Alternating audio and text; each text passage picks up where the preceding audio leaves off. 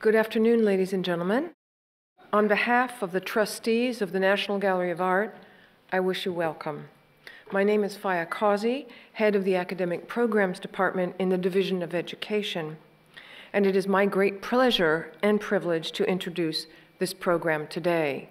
We are going to hear a wonderful conversation between the artist Julie Mehretu and Judith Brody, curator and head of Department of Modern Prints and Drawings. But before we get to that, I hope you won't mind if I recognize two people who are here in the audience today and tell you a little bit about the wonderful gift and privilege that they have made for the National Gallery of Art. I would like to introduce, if I may, or at least recognize them if they won't stand up, Dr. Barbaralee Diamonstein-Spielvogel and her husband, the Honorable Carl Spielvogel, who generously endowed this series to make such conversations, to make such programs available to the public, not only on site, but thanks to Dr. Spielvogel and Diamonstein-Spielvogel, we have all these programs on our web. And it was really she who instigated a program at Duke University of documentation of the many, many interviews that she did that helped us get going here at the National Gallery of Art. The language about this lecture series is very important to us, so I would like to read it to you. The Diamonstein-Spielvogel Lecture Series provides a forum for distinguished artists to discuss the genesis and evolution of their work in their own words. Dr. Barbaralee Diamonstein-Spielvogel and Ambassador Carl Spielvogel generously endowed this series back in 1997 to make such conversations available to the public. And in the flyer, you will see the link. And from the link, you also can get to the Duke site. I want to say a note, too, about 1997. This is fairly early for making things accessible to the public. And already in the language of the gift, it was clear that the idea was not to have it just a one-time event, but to make it live in perpetuity. And thanks to the two of them, we have that. And if I may, recognize them.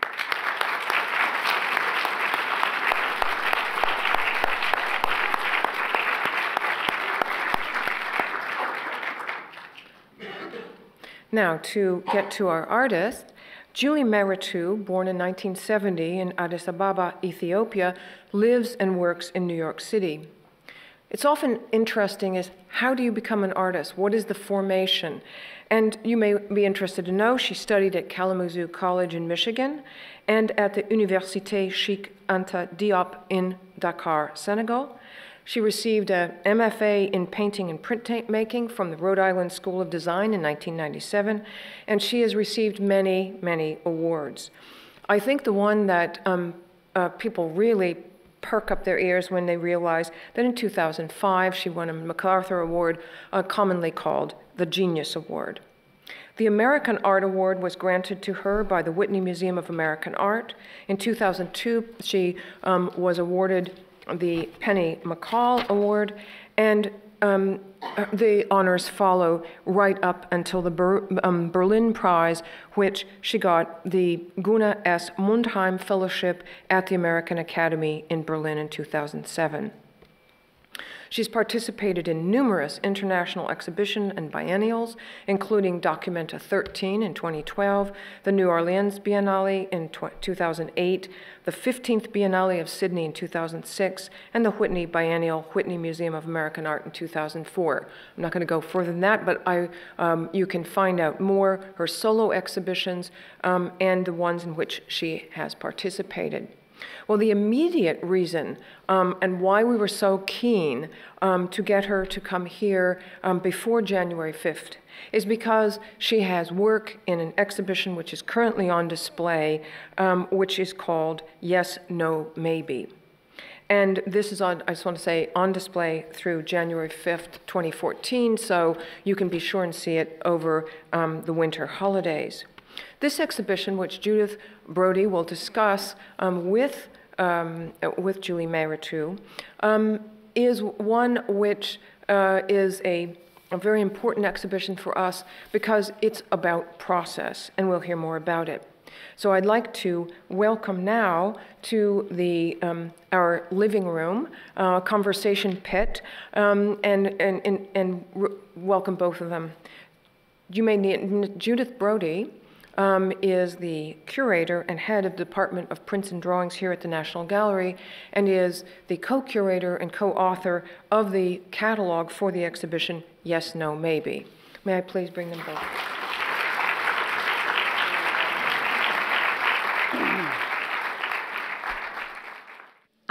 We're just going to start by looking at art because we're in an art museum, and I love to look at art, and I think Julie does as well. I'm going to throw in some other works by other artists and just get her to respond to them, whether she has a response or not, but how they might resonate with her own work. So we're going to begin by looking at this work. In so many of your paintings, there is this sense of rotation and swirling motion. And it takes a while to see in a painting such as this, sorry, that there are points of entry. I can't see them there. There are small staircases and ramps over here. And I was wondering how the abstract shapes and abstract lines intermingle, cohabitate, or come into some sort of tension with these realistically rendered elements of the composition. You tend to say you're an abstract artist, and yet there's a great deal of realism in your works. I think, I mean, with this painting particularly, the painting started with these abstract shapes, under the kind of blue and orange shapes that were very blue and very orange. They're painted first, and they create this almost sonic spatial dynamic. And within that, and they were taken actually from walls and from diagrams of previous paintings and previous shapes in previous paintings. So they were quoted from that, and they provide this context or this game board, this place, this space then with this painting. In the past, I would draw into an architectural space, into this other space, and then draw into that with these marks. Here, I wanted to. Had drawn a lot of these architectural drawings from other spaces, but somehow I wanted to trace the abstract shapes that went into creating the colored shapes. They become there. You see those shapes repeated in a very different way here. So they become kind of the undoing of that space, drawn into here. And so those elements are very abstract, I think. And then into that, I drew most of the rest of the drawing is from our quotations of other architectural plans and other architectural real drawings and existing plans and spaces, not necessarily built space, but proposed spaces. And so it's the layering of those proposed spaces to participate in this idea of building this kind of model system for the other paintings that I'd been working on at the same time as this. And this was a small painting, and the other paintings were larger. So it was I was around the time of working on the paintings that were in the Walker exhibition in 2003. So these paintings were, in a way, this was trying to wrap that up into a system, and they really informed the making of another painting called Looking Back. And that was a much bigger kind of map painting, but a diagrammatic abstract effort to contain somehow all of the work that had gone into the previous paintings. Mm-hmm. I don't, by the way, normally put sizes on my slides, but with Julie's work, size is such a critical component. When she says it's a relatively small painting, it's 3 1/4 by 4 1/4.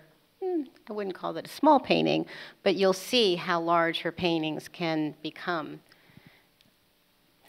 So I've put up here a work by Calder called Little Spider. And I was wondering if you see yourself referencing or responding to this sort of mid-century modernism, or even Calder. It just struck me as a sort of that sense of rotating, the shapes, the colors. You outed me. So here we're going to learn that it's all about Alexander Calder, right? Calder. I think there are definitely part of the effort of trying to mine this kind of the desires of that modernist language, and what was possible and what were the failures of those efforts, and the kind of the fissures in that and the gaps in that. Part of the effort of trying to mine that was really quoting and participating with this other historic language. Whether I'm thinking of the constructivists from the 30s and 40s through Calder, and Calder's playfulness, and there's a certain type of fluidity to the shapes that he was able to suggest and play with. I think he's also trying to undermine some of the expectations of where high modernism, in terms of its intention as a social revolutionary platform, in terms of those intentions, there's a certain kind of subversive element in some of the ways. Like I would propose that he was, and I think many have written about the way that he is intending these sculptures to operate.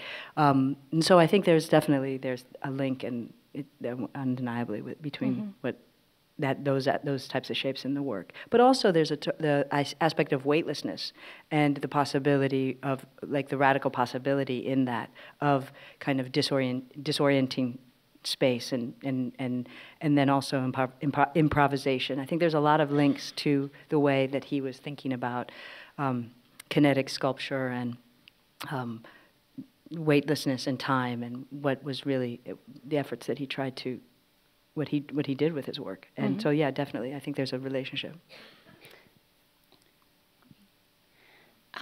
This next work is called Excerpt Riot, and I see multiple eruptions or explosions across the canvas.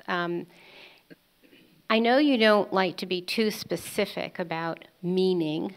On the other hand, you give your works titles that sort of draw us in and ask us to interrogate that title. Why excerpt? Why riot? Well, the excerpt is because it was a small-scale painting as well. And I was working on large 8-foot by 12-foot paintings at the time.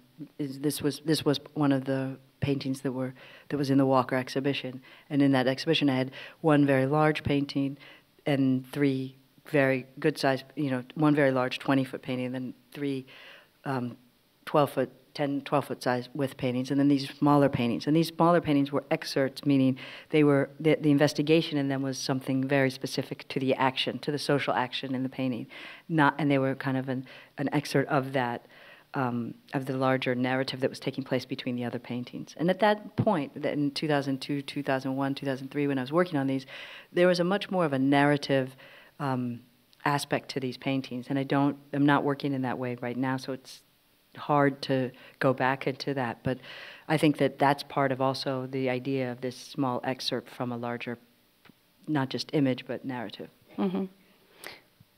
Somewhere here you said the hand can throw a bomb. That's what you just stated. And to put the word riot in the title feels a bit like, in parentheses, no less, a small bomb that just sort of propelled into the middle of the engagement with the painting, because you can't approach it without consideration of the title. But on the other hand, you really don't want us to be specific about what riot, when, where. Yeah, I think it's more just a suggestion. And could it be a riot of color, or a riot of shapes, or a literal riot in the sense of a riot in the street? Yeah, I think it can suggest all of that, and even in terms of the kind of riot between the drawing and myself, and the effort of trying to, as an artist, this working out and struggle with the effort of trying, especially when I was as a younger artist, really struggling with wanting the painting to move in a particular direction, and thinking that you can make it, when really the painting determines what it's going to do, and the work really is the driving force in terms of where it will go. And when a work is successful, it's really and this painting was for me when I made this painting, it really took me back. And it's very hard to make a painting like this that can actually go somewhere that makes me very uncomfortable as the artist. And so that's also part of maybe the suggestion. Mm-hmm. Does it still make you uncomfortable? No, but now I like this. I mean, there are very few paintings from the past that you can actually have that connection with. Mm-hmm. Well, thinking about the title made me think about Andy Warhol, who, quite honestly, I never would have envisioned putting your name and Andy Warhol's name in the same sentence. You seem like very different artists, but perhaps not. But in some cases, I mean, he took on social issues. Here we have the Birmingham riots.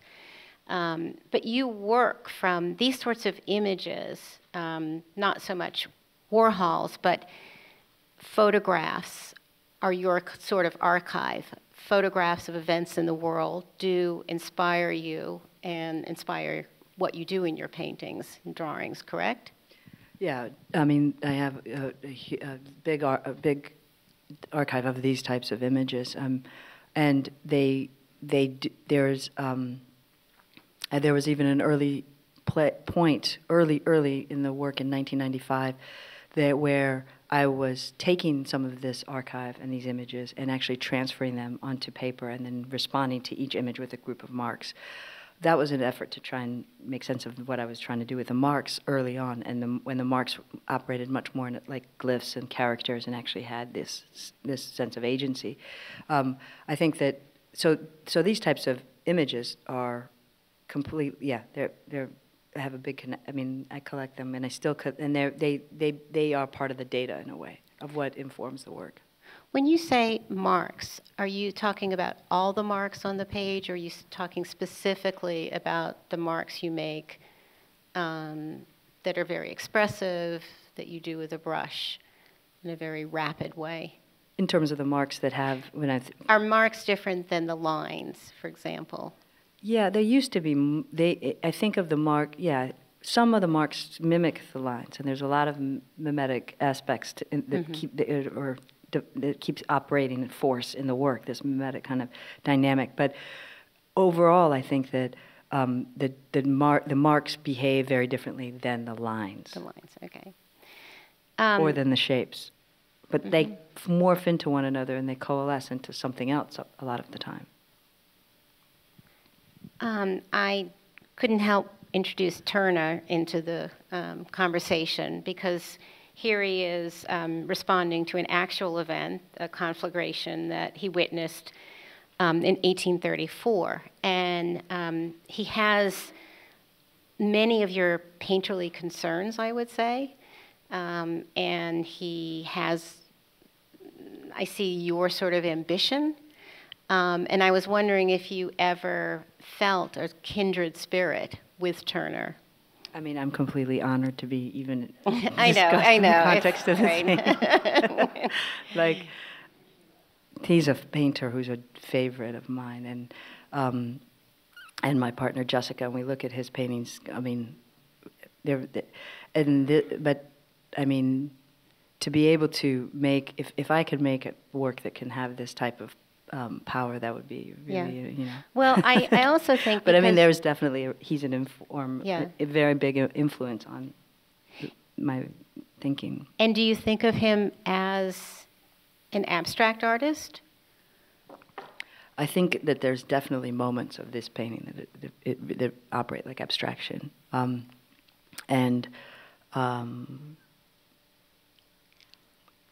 yeah, and in his effort of even just painting space and atmosphere and having paint be able to exist as the actual matter, as that matter in a way, but as the light, as the capability to communicate what happens, this dynamic that is unexplainable in a way, or that is only seeable in that experience, but he moves past that experience to try and take it to try and describe something that is not just a representation of that event, but this other kind of this other type of sensorial experience, an emotional sensorial experience that happens in response to the event. So in that sense, that's hugely abstract. Mm-hmm.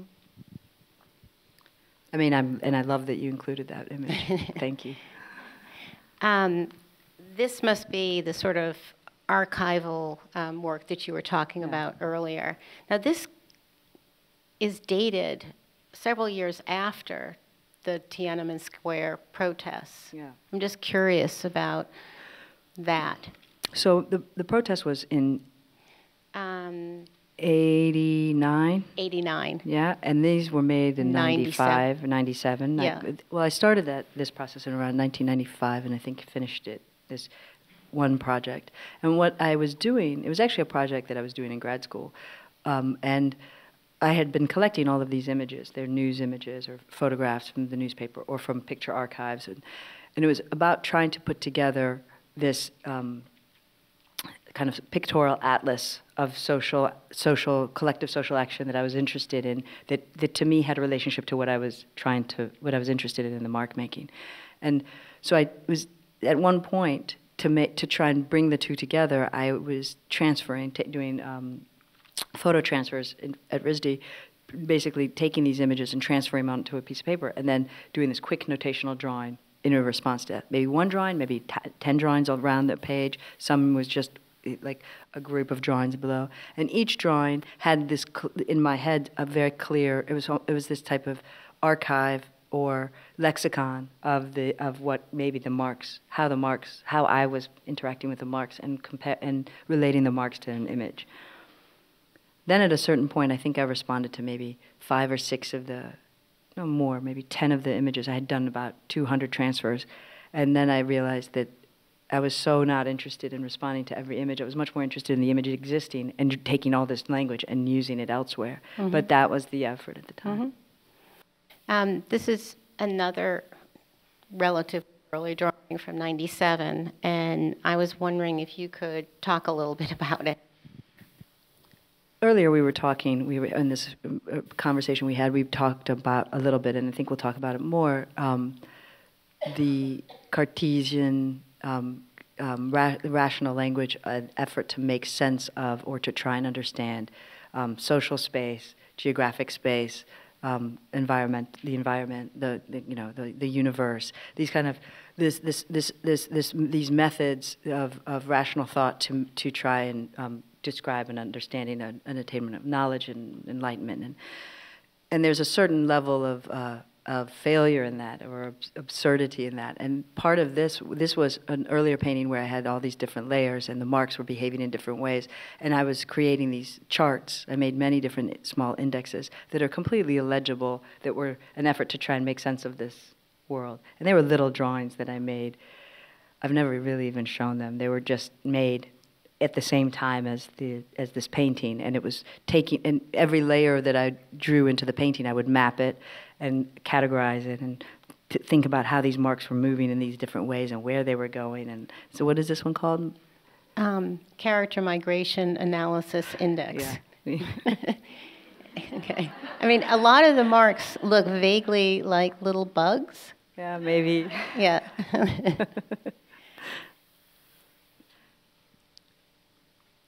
There's early work. I mean, it's okay. Everyone has to start somewhere. Yeah. So this painting from 2003, and I was wondering, because you were born in Ethiopia and you left when you were about 6 or 7, and then you moved to Lansing, Michigan, correct? Yes. And so you've had a migratory life yourself, and I was wondering, because this is called empirical construction Istanbul, if you find yourself sort of entering different parts of the world through your painting, or investigating different parts of the world through your painting, or finding out where you belong in the world through a painting such as this. Yes, I mean, that's a complex question, and so I'll try and take it apart and answer it in a few bits. A big part of this, of having come from Ethiopia, raised in the United States, and having parents who, my mother is from the United States, my father is from Ethiopia, there's a lot of this, and then who they are, there's a history of migration that informs, and for all of us. And so, an early part of my project with my work was really to try and make sense of who I am in this moment, here and now, and where I live, and what's my role in this context. 2 days ago, Jessica and I were at NYU at this conversation with Grace Lee Boggs, and she's 98. I don't know if you know who she is, but she's a legendary figure in the civil rights era, but in a lot of kind of important revolutionary work in Detroit, and it's the director of the Boggs Center there. And she was, to begin this conversation, which was between about 5 or 6 other people, that are activists in Detroit, that are involved in really important kind of emergent utopian activist gestures there. She brought up one of the first proposals she had, and she was the point of the conversation was, New York is going through a major change. How do you deal with New York? How are you going to, what is your desire? And this idea of, can Detroit and New York inform each other? And the first question she said to everyone, as this 98-year-old woman who gets wheeled into the room in her wheelchair and then just smiles at the entire audience, says, you have to know your place, know who you are, know your place in the world, what your intention is. And immediately, it was the words she used were so similar to the effort that I found that as an artist, you have to get to know really who you are, and it was so much the same language. And then she said you have to, at the same time, understand what the time is on the world clock, and what the time is. And to understand what the time is on the world clock, you can understand how do you participate in this larger context, and what is your intention, and how do you find meaning for your engagement in the world. And I found that it resonated so much with the way that I think about the way that I operate, not just as an artist, but as a person who participates and exists and lives at this moment. And so to answer one of that question, there have been moments where taking that history of who I am were very important and influential in terms of the early language of the work. But then there are moments like this painting where I was invited to participate in the Istanbul Biennial. We went to Istanbul, we traveled there, we participated with the city, took pictures.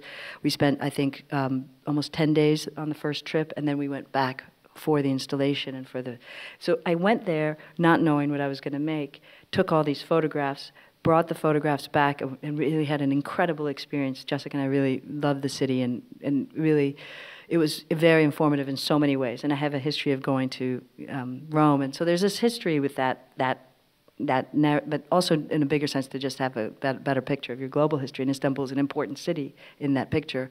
And so when we came back, a lot of those photographs, I started to actually take them apart and use those photographs to create a painting for this exhibition. Now, that practice is very different because I'm actually making paintings that are immersed in particular places that I have never been, or in some cases have been, but can't necessarily go to, but that I feel like I'm connected to these places through the behavior of the nation that I'm a citizen of. So Baghdad, or Iraq, or Afghanistan and Kabul, or places that maybe, for different reasons, have a deeper meaning to me and to all of us as in our humanity, like Damascus, where we might not have a particular type of active engagement at the moment, but where a collective social action is taking place that's undermining or reinforcing a historic kind of a city of historic importance to all of us. So, there are different ways that I've engaged with those types of places for different reasons. And one of the other cities that I've done that with and have traveled to, but my engagement in the painting with this place is very different, is Cairo. And I've had a history of going, I've been there several times, and not with the intention to make a painting of the city, but then a collective social action took place there in 2011 that became very important to a bigger picture in the world, but then also important to me. And so there I became, so an entire painting evolved that took a year and a half around that city. Fascinating. I can see that we are going to eventually run out of time, so I'm going to move ahead because I really would like to get to the mural at some point. Okay. Because I'm sure some of you have seen it. This is a wonderful print called Entropia, a merging of entropy and utopia. This is one of 3 paintings of stadiums. Yes.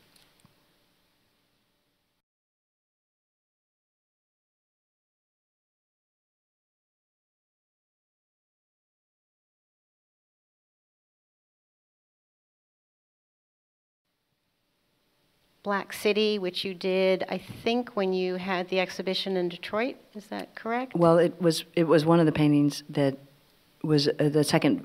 There's 2 Black Cities. This was the first one, and this was actually painted in 2005, right?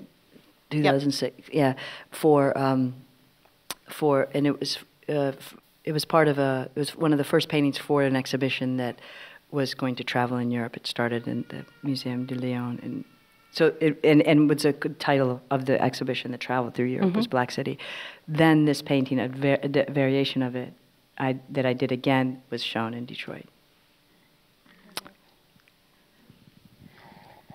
These are 2 works in the Yes, No, Maybe exhibition that we discussed this morning in a podcast. I'm just going to go through these, and my sense that they had a real relationship. That's more honor right there. Yeah, another big honor, I know. Leonardo's Deluge drawings.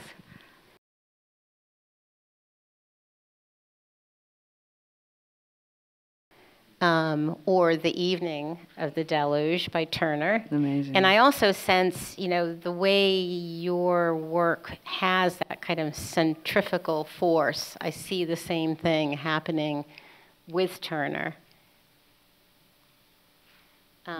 Or some giant history painting machine.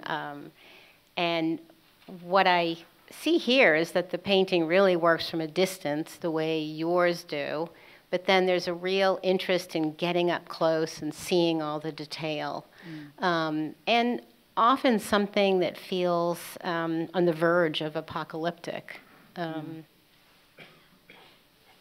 mean, these are all sources that have been influential to the way that I've been thinking, or the way that I've been, and are part of the historic painting archive. I mean, when I also do my talk, some of these types of sources are in that. In that. Well, I know you are very serious about being in the legacy of painting. You're not someone who is saying painting is over. Obviously, the history of painting is very important to you. Yeah, I think. I mean, even I think painters who are approaching painting as and trying to annihilate what painting could be are participating really in a way. But yeah, I think that no other form of this exists that. I mean, not no other form, sculpture as well, but you have. I mean, it may be much longer, but the history of painting is so rich and so long, and there's so much there and so much that has really been, and it's also, it continues to be, even for these paintings, the slowest medium. So it's the most analog type of visual experience you can have. And there's and for every little centimeter of this painting, very intentional decisions have been made, and historically and all. And so this structuring that's being done by, there's something of that I'm very interested in, about what the relationship is to that and local time. Well, I would say that you reach farther back than a lot of other painters working today. You're not the only one, but I do feel that you reach far back, looking at much earlier models. This is such a marvelous painting, I have to stop. I love this. You had mentioned in something I read that you were reading, maybe not for this painting, but that you were reading Sebald's Austerlitz. Maybe at the time you were doing this, I'm not sure. It was actually before this one, when I was working on Black City, but just that sense of ruins, and I was going to read something to you.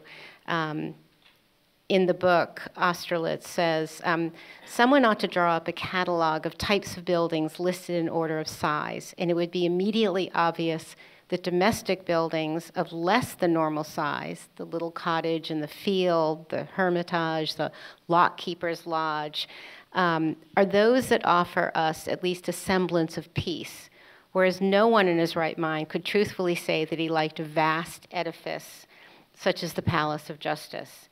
At the most, we gaze at it in wonder, a kind of wonder which in itself is a form of dawning horror. For somehow we know by instincts that outsized buildings cast the shadow of their own destruction before them and are designed from the first with an eye to their later existence as ruins. And I just felt, knowing that you had read the book and knowing the sort of work that you do, I read that passage and I immediately wrote Julie Mehretu next to it.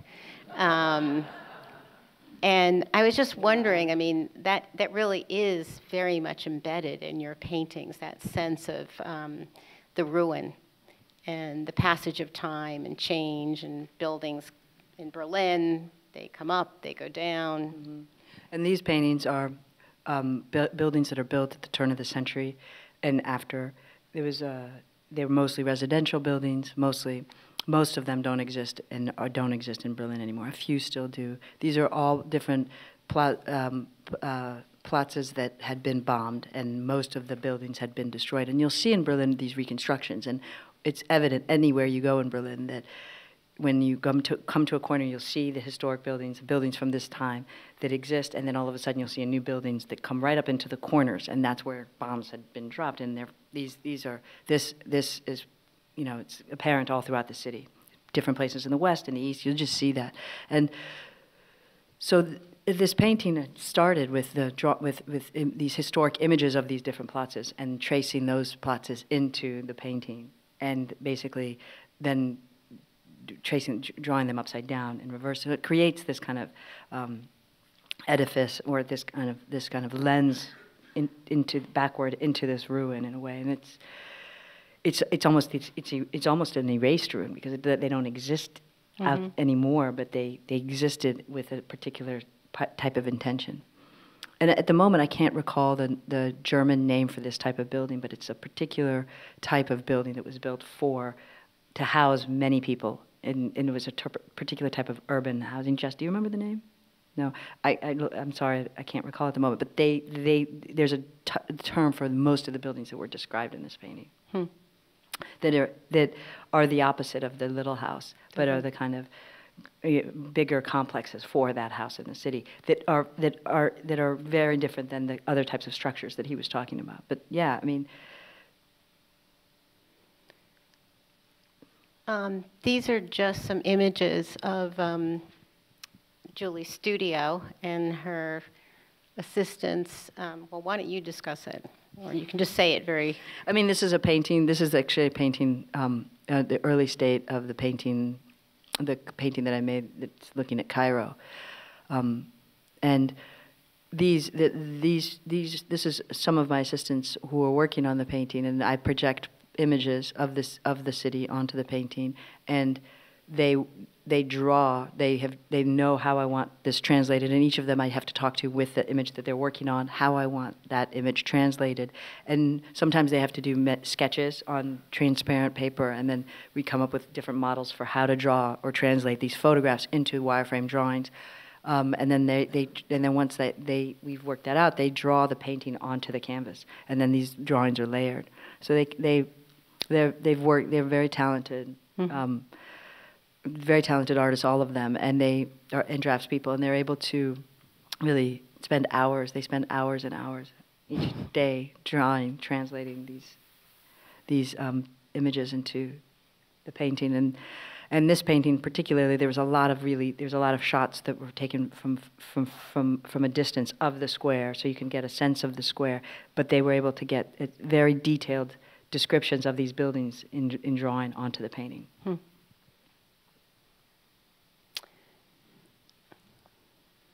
I was looking at your notations, where the marks are very loose, very expressionistic, and it's just another big name, Jackson Pollock. But wondering, I mean, his marks are very different. They're tossed onto the canvas, but I'm wondering, they're dripped on, they're propelled onto the canvas. But I wonder if you see some sort of, are you in that legacy? I mean, there's the simultaneity of experience that you have looking at this painting and this overall field of intention and action and type of what happens to the entire image in that sense, and it's that has been an informative dynamic in these and not just informative. There's a similarity in terms of the marks that I work with have a very different type of intention and behavior and the structure of the painting has. But at a certain point there's an all-overness and this time of simultaneous experience that happens that I think it mimics in certain ways what happens here in terms of that experience. A very Baroque kind of over the top, overwhelming sense of dynamic in space, and I think that there's definitely this connection with that. But I really want to move ahead to mural. Some of you in the audience may have seen this, so just take note. The mural is 80 foot long and 23 feet high. It is enormous. I went to see it last week in New York City. It's in the Goldman Sachs building in downtown. And it took 2 years to make the painting. You made it in Berlin. I'm just going to show you a detail here. And again, I found resonances with Gorky in terms of the abstract shapes and some of the colors. I was also looking at a Gorky that we have in our collection, a mural that he did in the 30s. But back to your great mural. It was a mural or a mural proposal? It was a mural drawing? Proposal. Yeah.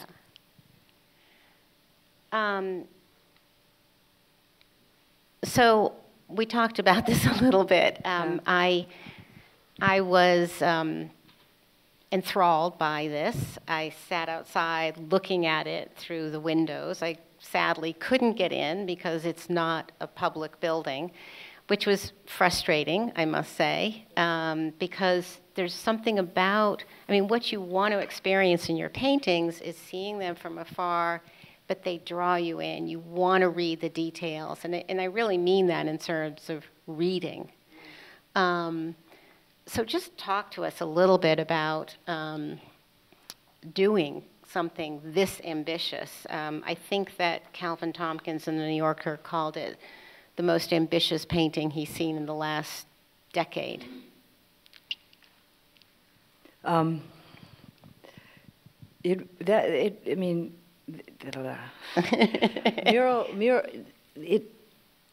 not sure where to begin. I think one thing to address, maybe it would be interesting to address, is the idea of transparency and audience with this painting, because that was one of the reasons I was very interested in taking this painting on.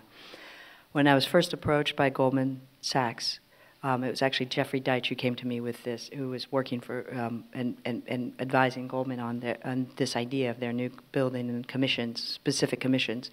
And he had put together a jury of advisors that would maybe select artists to submit proposals. And when they had approached me to submit a proposal, my initial reaction, and I've said this before, was I make large-scale paintings. If a bank is interested, they can, that's what I do, and you can come and do. But why would I want to make a particular proposal for a painting? So Jeffrey said, well, just think about it. I'm going to send you the plans. So I had the architectural plans, and I had them in the studio. And the first thing that interested me, or kept kind of nagging me about the place, was the location. It's in Lower Manhattan, right across from the World Trade Center site, and on 200 West Street. It is on top of a Native American, as well as African American, as well as other burial grounds. There's an actual monument for that. It's part of a New York City park system. It's right on the West Side Highway where the park moves through there. So this location, plus just being part of this part of Lower Manhattan, as a nexus or local or focus point in a larger world economy, has always been. I mean, it's been fascinating. Those were all fascinating kind of ideas. If you were going to make a proposal for a place, it's a fascinating site. And including the most recent kind of events and scar in the city of 9/11. So all of these were part of the reasons that I had a little bit of this naggingness from this plan that was sitting in my studio in Berlin. And then there was this huge wall, this is the wall that the painting's on, that faces the street. And they marked a bunch of different walls that I could consider. And this wall kept nagging me for that reason, for its vision looking out at this, almost diagonally away, but close, like very almost confronting the World Trade Center site, but also its kind of participation within the urban fabric of the city down there. The wall itself structurally is a militaristic fortified blast wall for the building. It is a fortification itself, and that reality that this wall facing where this other event had taken place, sitting on top of the crimes of the history of the city and its nature for this to all exist. There's these layers of these kinds of issues were very like fascinating to me. They're the reasons that. So I started to think, well, that's an enormous wall. What could I really could I? And then I started to think about the idea of a large painting. What became clear to me right away with the idea of a large painting is a painting, that painting in terms of its audience, it wouldn't operate as a normal painting, one, because it's a mural, but two, it would have a very different audience than, and this is through discussions with Jessica, my partner, or my brother, who I'm very close friends with, and my close friends like Perlita and others, and this conversation that painting doesn't get this opportunity that often, to have the opportunity to exist as a painting, but also exist for a public audience, and also exist for a specific audience that worked. And this building was I think it 10 to 12,000 people who work in the building. And it's important to note, maybe 50, 60, 70%, I think it's closer to 70 or more, are service staff people for this building, whether they're working as administrative assistants or people who are cleaning, or people who are working in food service industry, or people who are working in the gyms, or whatever it is. They're servicing this building. They're a very different demographic and type that people generally associate with Goldman Sachs. But the reality is they're the ones who make this. And there's a large audience, even going all the way up to the highest echelons of however the structure works in Goldman, in every stratification of employment there, you have certain very small percentage of that community are museum goers or gallery goers or collectors or involved in contemporary art. And so the reality that you would have an audience that could have a daily interaction with a painting was fascinating and started to become really interesting to me, as well as the urban kind of interaction with the painting, whether you're driving by on the West Side Highway or riding your bicycle down. All of these perspectives, or on the street on the opposite side walking towards a painting, and the scale of the painting that you would see from that vantage point would be almost this scale, this little painting in this massive city. So these were all the reasons that I became interested and started to really ponder and think about what could I do with this project. And how much time do we have? 2 minutes? 1 minute? Are we done? 5 minutes. 5? Okay, 5 I'm minutes. just going to, one of the I went to two friends who had been working with, one's an architect, was trained as an architect, she's an architect-artist type of person, and another one who's an architectural historian as well as a novelist, and who's written on my work. We came up with this proposal for the idea of mural, and they assisted me to give me the language for the proposal. And what I wanted was to deal with the reality of what Goldman was, which was an entity in this larger system of world capitalism. And so with the assistance of a friend, we came up with using Brodel's Civilization and Capitalism as the model for the proposal, and then built the idea, the conceptual idea of the painting around this model and around these layers of, I won't read you the paragraph, but these layers of stratification of economic life and also social life, and the kind of gaps and fissures between these different layers and between these different types of networks. So the painting is looking back at that history on a global scale, and then using that language both architecturally, the charts and maps, earliest exchange routes and maps, economic maps, and kind of trying to think about that being overlaid with a cultural map of very different social and political and colonial orders that have very different systems and orders to them. And so the gaps and fissures in that are exposed, not exposed, but somehow I'm playing with those in this painting, as well as there are a lot of signifiers towards these histories of colonialism and modernism, but then also the kind of fissures in that as well, and the break apart. And so it has all these other suggestions. I mean, I could keep going, but it's a big project. But to wrap it up, those were the reasons that I was kind of most interested in taking it on. Great. Thank you so much. We could have gone on much longer. I have about 15 more slides, but it was a lovely conversation. Thank you so much, Julie.